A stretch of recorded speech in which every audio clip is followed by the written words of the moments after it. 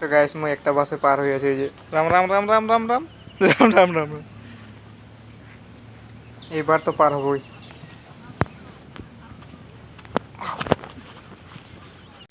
Hey guys morning, welcome to my new blog. তো guys আজি মই ফজিৰে উঠি কিনে গৰু চৰু এৰাল দি কিনে চিধা আছে গেলি মানে হাতে ধান পথাৰ দিকে মানুষগুলা ধানগুলা পাকে গেল, ওরা গেলে মানে কাটতে আহে। তো হাতে ধানটা মানে মানে পাকেছে না নাই ওটা কারণ দেখতে যাবো, মানে আমাদেরও তো কাটতে লাগবে না।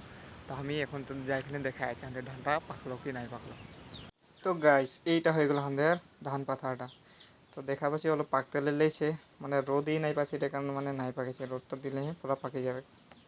দিকে এই পিছু দিকে দেখা পাচ্ছি বরফনটা দিয়ে আছে, কারণ সবগুলোকে মানে কাটে কাটে যে টাঙিয়ে রাখে দিচ্ছে মোর পিছু দিকে সব দেখা পাচ্ছি তারা। তো গাইস আজি একটা কথা হলো না, মানে মানে কি বলে তিনটা মানে ফজির ফজির আরো স্যার যে একটা কাস্টমার আসলো মানে ধান গোটাতে।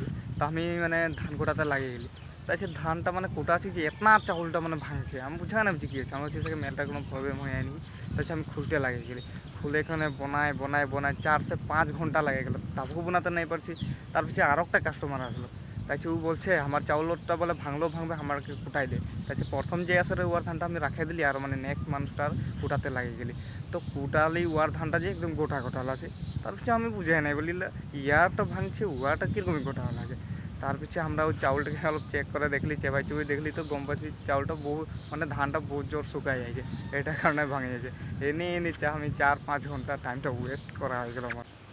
আই হোপ মোর ব্লগটা তোদেরকে ভাল লাগলো যদি লাইক করে দিবি, চ্যানেলকে সাবস্ক্রাইব করে দিবি। আরও লগ পাবো নেক্সট ব্লগ মে। Thank you so much for watching, bye by.